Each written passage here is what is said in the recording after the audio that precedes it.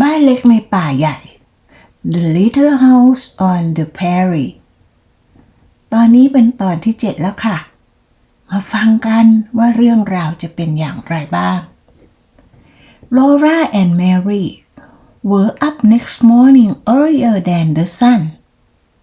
They ate their breakfast of cornmeal mush with prarie hen gravy and hurried to help Ma wash the dish. Pa was loading everything else into the wagon and hitching up Pet and Patty.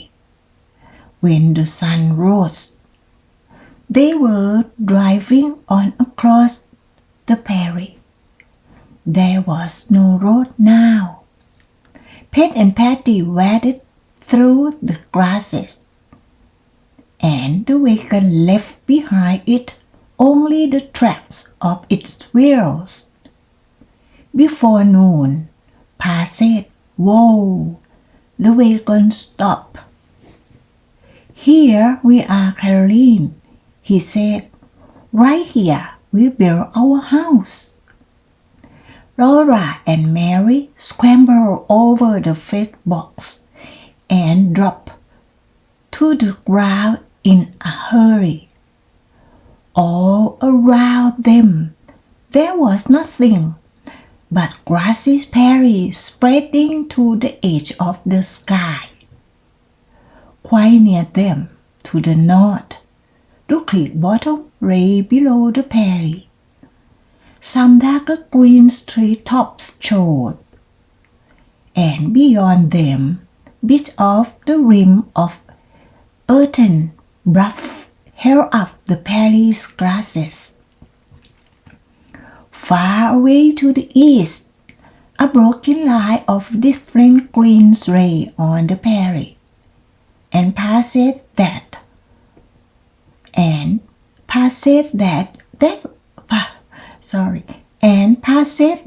was the river. That's the Gris River, he said, pointing it out to Ma. Right away, he and Ma began to unload the wagon. They took out everything and piled it on the ground. Then they took off the wagon cover and put it over the pile. Then they took even the wagon box off, while Laura and Mary and Jack watched. The wagon had been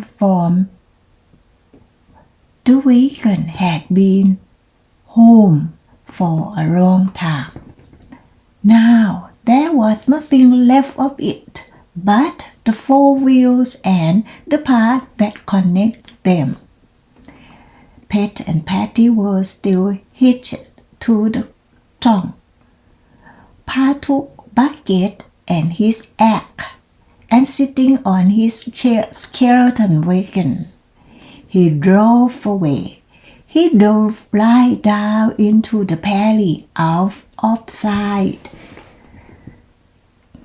"Where's Pa going?" Laura asked, and Ma said he's going to get a load of logs from the creek bottom. It was strange and frightened to be left without the wagon on the high prairie. The rain in the sky seemed too large, and Laura felt small. She wanted to hide and be still in the tall grass, like a little prairie chicken. But she didn't. She helped Ma while Mary sat on the grass and marked baby Carrie. First, Lola and Ma made the beds under the wagon covered tent.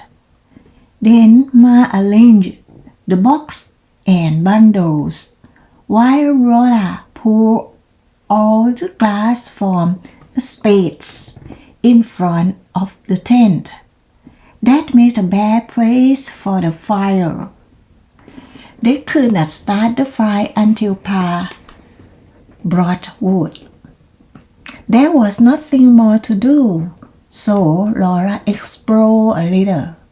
She did not go far from the tent, but she found a queer written kind of tunnel in the grass. You'd never notice it if you look across the waving grass tops, but when you came to it, there it was, a narrow, straight, hard path down between the grass stems. It went out into the endless prairie. Laura went along it a little way. She went slowly and more slowly, and then she stood still and felt queer. So she turned around and came back quickly. When she looked over her shoulder, there wasn't anything there, but she hurried. When Pa came riding back on a road of rocks, Laura told him about the patch. He said he seen it yesterday. It's some old trail, he said. That night, by the fire, Laura asked again when she would see a papoose, but Pa didn't know. He said, "Oh, you never saw Indians unless they wanted you to see them." He had seen Indians when he was a boy in New York State, but Laura never had. She knew they were white men with red skins, and their hatchets were called tomahawks. Pa knew all about wild animals, so he must know about wild men too. Laura thought he would show her a papoose someday, just as he had shown her fawns and little bears and wolf. For days, Pa hauled logs. He made 2 piles of them, one for the house and one for the stable. There began to be a road where he drove back and forth to the creek bottom. And at night, on that pickle eyes, Pet and Patty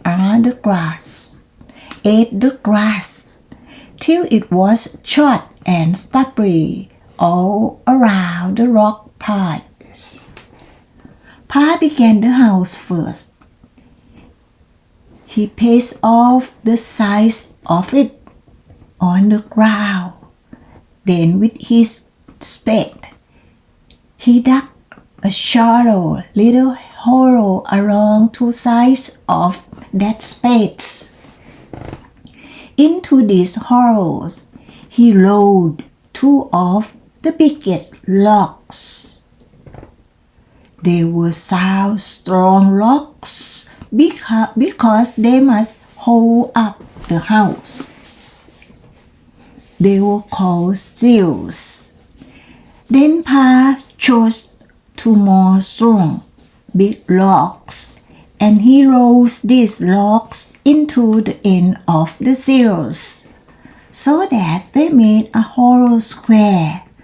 Now with his axe, he cut a wide, deep notch near each end of these logs.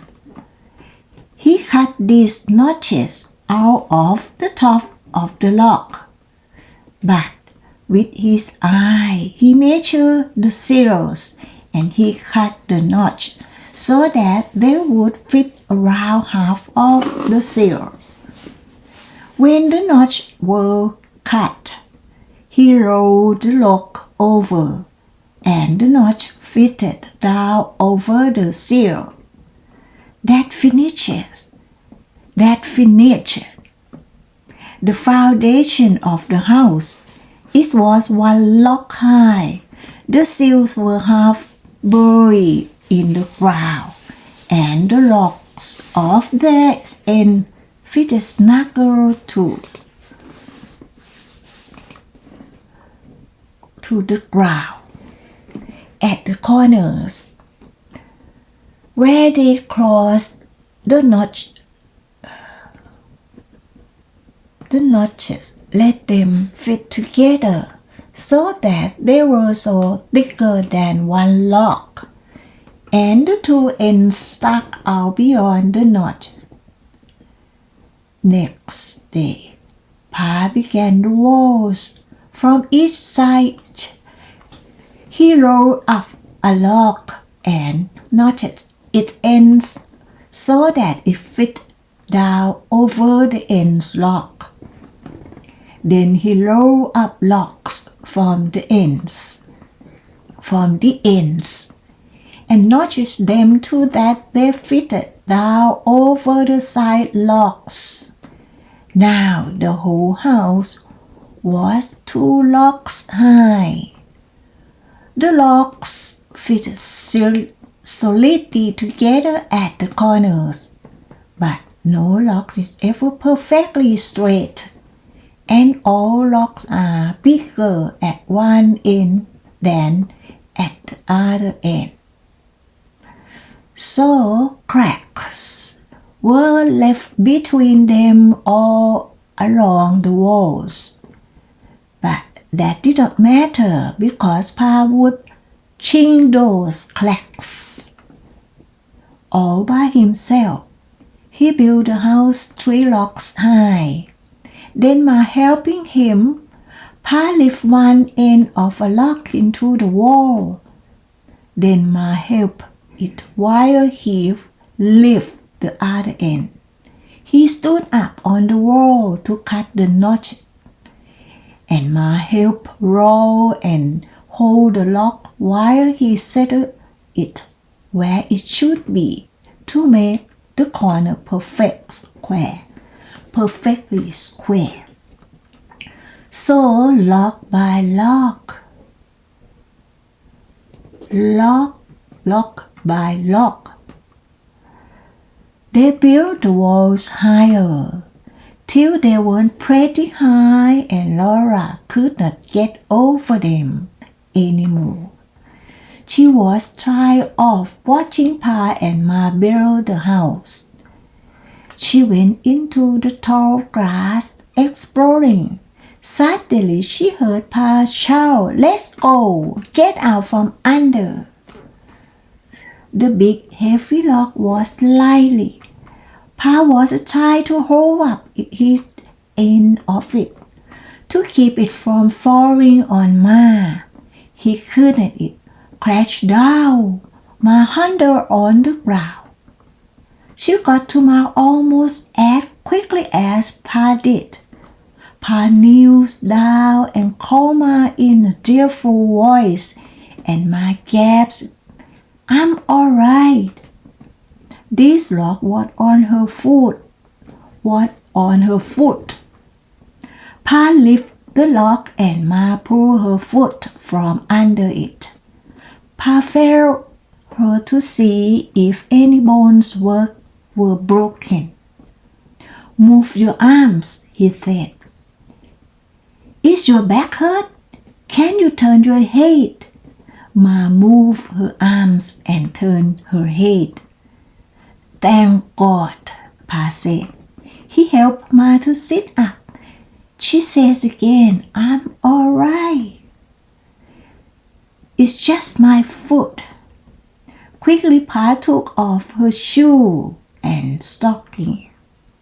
He felt her foot all over, moving the ankle and the instep and every toe. "Does it hurt much?" he asked. Ma's face was gray and her mouth was a tight line. "Not much," she said. "No bones broken?" said Pa. "It's only a bad sprain." Ma said cheerfully, "Well, a sprain soon mended. Don't be so upset, child. I blame myself, said Pa. I should have asked Skit. I should have used skits. He helped Ma to the tent. He built up the fire and heat water. When the water was as hot as Ma could bear, she put her swollen foot into it. It was providential that the foot was not crushed. Only a little hole in the ground had saved it. Pa kept pouring more hot water into the tub in which Ma's foot was soaking.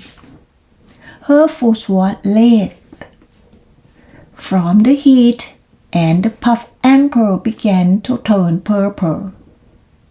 Ma took her foot out the water and borrowed strip or wrapped tightly around the ankle. I can manage, she said. She could not get her shoe on, but she tied more wraps around her foot, and she hobbled on it.